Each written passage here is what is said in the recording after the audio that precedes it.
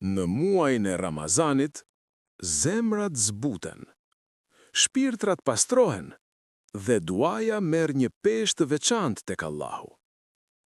Profeti sallallahu alaihi wasallam ka thënë: Lutja e agjëruesit nuk refuzohet. Transmeton Sunan Ibn Majah.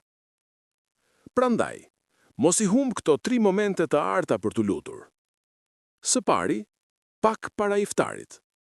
Çasti kur agjërimi po përmbyllet dhe zemra është më e përullur. Së dyti, në të tretën e fundit të natës. Koha kur Allahu i përgjigjet atij që e thret dhe i jep atij që kërkon. Së treti, në natën e Kadrit.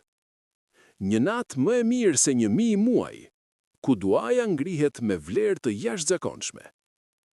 Vëlla dhe motër, lutu me sinqeritet, sepse Ramazani është stina e pranimit të lutjeve.